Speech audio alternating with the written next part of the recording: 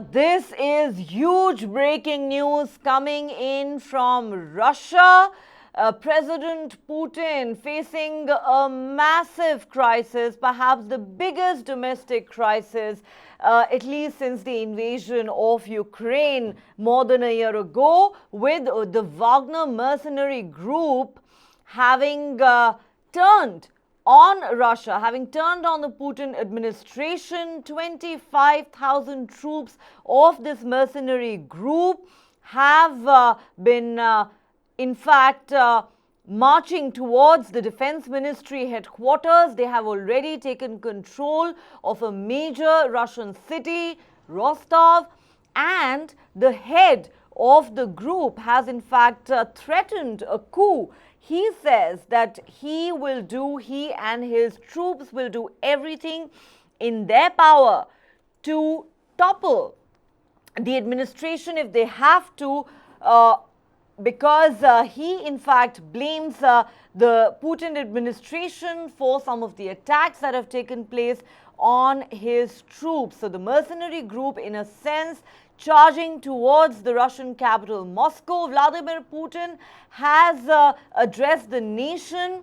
A sharp reaction, predictably, to this major development and attempted coup, with President Putin saying that what these men are doing amounts to treason and betrayal. This is a knife in the back of Russia and its people, and he has gone as far as to say the very future of Russia is at stake here. My colleague Verghese is with me in the studio as he continues to closely track the developments in Russia. Verghese, to even say that this is an earth-shattering development would be an understatement. You have a Russia that's already engaged in a war with Ukraine for over a year now, and now suddenly Putin finds himself in a situation where this Russian mercenary group called Wagner has decided to turn on him and his administration. They are clearly threatening him with a coup right now. They've taken control of one major city right now, and Putin has actually, for once, frankly admitted that with this coup attempt, the future of Russia itself is at stake. I mean, one cannot even begin to imagine what the consequences of a coup, if it were to be successful, could actually be for Russia.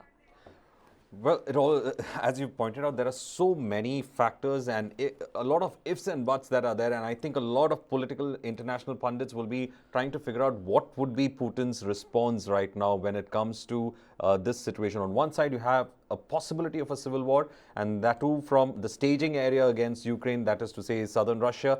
And the other possibility is that you have an impasse, and you had already moved tactical nuclear weapons towards Belarus. Belarus had already taken a receipt of those tactical nuclear weapons. It has been an ally to Putin when it came to the invasion of Ukraine. So much is happening on the ground, and probably we are sitting on a tinderbox. We don't know how far Putin can be pushed when it comes to this. When he says the future of Russia is at stake, what is he trying to say? He's been playing the nationalist card from the time he's been in power. He's been saying that he represents Russia's authority when it comes to its history as well. So he's been trying to bring what many call as the white Russia, make it more prominent and bring it back on the world stage.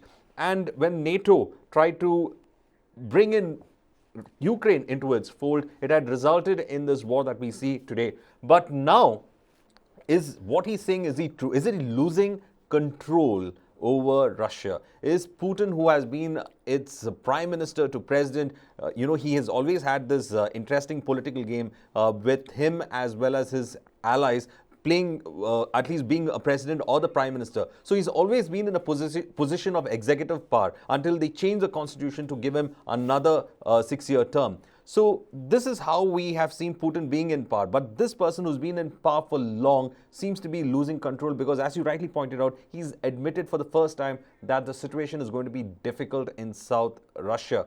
Now, with an army that has already lost its morale in its battle in Ukraine, conscripts being pushed into the war zone, how much of fighting ability does the Russian soldiers have to protect Putin's regime? That is the big question that we should be asking right now, because the claim by Yevgeny Prigozhin is that there was no resistance offered to them, and he's also given an open call for conscripts as well as those who are against this war to join him. Interestingly enough, Sneha, this is a repeat of a Russian incident itself that happened, what we call as the Strelsy Uprising, way back in 1698. Similarly, the Streltsys, which were considered to be an elite unit of the Russian army then in 1698, was all against the Tsar Peter the First, who had used them in campaigns in Azov. And in a similar kind of way, they felt betrayed and they started marching towards Russia. But Peter the First was able to crush that rebellion, and a lot of Streltsy unit leaders were tortured and killed, and then this unit was disbanded then. So the same kind of the 1698 politics is now playing in 2023. You have a very unpopular war. The people who have brought in you victory somewhere close to it are feeling betrayed, and now they're marching straight into Moscow to replace you. So it is a replay of history from 1698 that we are looking at. Well, history does have mysterious ways of repeating itself, Verghese. I think that is a very interesting parallel that you've drawn, and a relevant one with this situation that is currently unfolding right before our eyes. This is something that has really sent shockwaves through the world. Let's quickly, for the benefit of our viewers, recap essentially what is going on in Russia as we speak. Yevgeny Prigozhin, the founder of the Russian private military group, or mercenary, as they're called, Wagner, has accused Russia's military leadership of killing, as he put it, a huge amount of his mercenary forces in a strike on a camp. He has vowed to retaliate. He says dozens, tens of thousands of lives of Russian soldiers will be punished. I ask that nobody put up any resistance. In fact, according to the reports that are currently emerging, it would seem as if Wagner forces have indeed managed to take control of a major Russian city, Rostov, without encountering any kind of resistance from the Russian armed forces. So is that really the real story that's playing out here, among other things? Prigozhin has urged Russians, as Verghese just pointed out, to join his forces and punish Moscow's military leadership.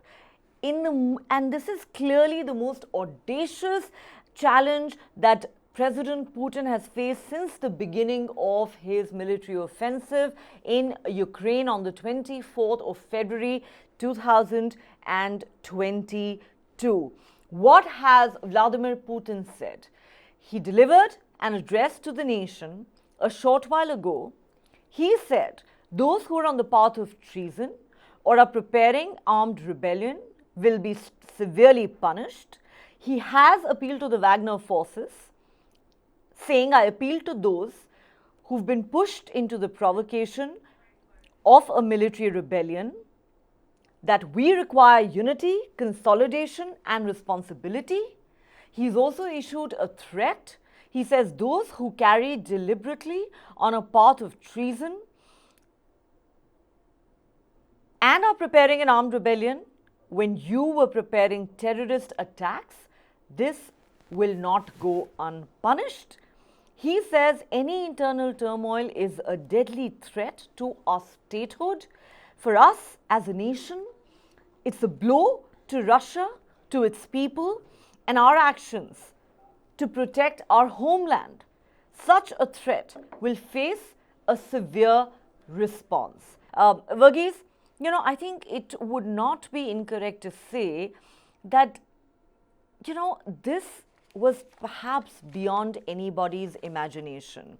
And look at the irony of the situation. We are talking about a man, Yevgeny Prigozhin, and his mercenary group, the Wagner Group, which had been engaged by Russia, by the Putin administration, to actually wage a war on Ukraine on behalf of Russia, on behalf of Russia's military leadership. For over a year now, the Wagner forces have, in a sense, fought the Ukraine war shoulder to shoulder with the Russian military. For the longest time, there was talk about how Bakhmut, one of the strategically most important cities of Ukraine, was likely to fall thanks to the Wagner Group and its massive offensive on Ukraine. But look how the tables have turned on Putin. The very forces, the very mercenaries that he was using to launch an offensive and to carry on with his offensive on Ukraine have today turned on him, threatening his own survival and, as he put it, the very future of the country that he presides over. It's a very evolving strategic situation and probably a huge power vacuum that might emerge if the people who are engaged in this coup are able to remove Putin from power. But I'm not looking at that aspect of whether there will be a power vacuum, because Putin is not going to let this go down without a fight.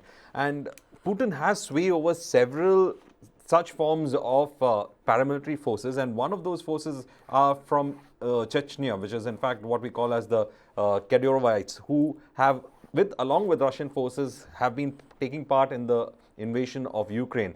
And there are several such groups that Putin has been able to hold on to, and they had pledged loyalty to Putin. But this is for the first time that we see that Putin's hold on something as significant as the Wagner Group weakening, and you have his very head coming out against him.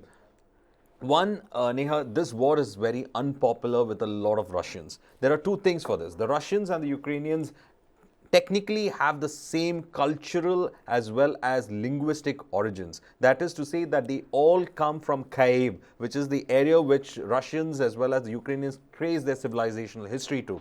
They have come from the same church, which is to say that when Prince Vladimir first baptized himself in the 1100s, both of them associate their Christianity or their religious spirituality with that location. And recently, both of them were united under the Moscow Patriarchate of Russia.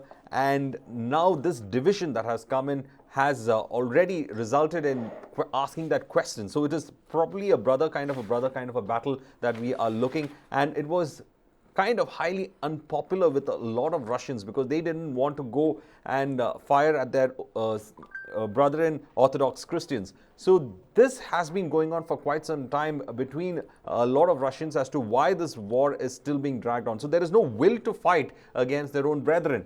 Now, the other issue is that Putin has been strategically looking at this from the time this war has taken place. Putin has taken over Crimea first. Then after taking over Crimea, which has historically seen a lot of Russian blood being spent on it to ensure that it remains a part of Russia. And then Ukraine has been the breadbasket of the Soviet Union and of the Russian Empire for a very long time. And Ukraine has been historically part of the Russian history as well. So Ukraine, to a large extent, especially after its independence and emergence, it's been trying to move more into the Western camp, especially with the European Union and into the NATO camp. And for Russia, the big question has been the Soviet Union doesn't exist. Then why is NATO as a military group still pursuing its ends when it comes to Moscow? Still they have that attitude of trying to encircle Moscow. So Putin said that it cannot handle a NATO state right at its doorstep because it goes completely against its territorial integrity as well as its territorial security. So a lot of territorial reasons as well as strategic reasons were given by Putin when it came to Ukraine moving towards the Western camp. And now the war, which has been in an impasse for quite some time, we saw how the West has been supporting Ukraine and Ukrainian forces with the latest weapons, and it has stalled the Russians, which has affected Putin's hold on power. Because of this war continuing, it has been ravaging its economy, though it's been able to somehow balance it with the payment of oils, and of course India has been one of those recipients of Russian oil. So it has been able to sustain it with ensuring that the oil reserves of the country have been used to sustain it. Now it looks like the economy is not heading anywhere, the war is not heading anywhere, and the Russians have been paying for it, and therefore it looks like a group of Russians have decided that they will challenge this authority, because democratically also there have been many people who've been trying to challenge Putin's authority in Russia, but it has never been possible because of the overriding popularity Putin had at that time and still enjoys with a lot of Russians, because they think that Putin is the one who is putting Russia back on the world map. But this war has affected a lot of Putin's chances in trying to have that iron grip that he had earlier. And now it looks like all of them will have to look at the possibility of a weakened Putin. And if Putin is weak, then how much of a power struggle is going to take place within the walls of the Kremlin, within the Russian army, and also probably by other federal republics, because Russia even now is a federation of republics. So there could be more independence movement that might come out if Putin is seen weakened, Neha.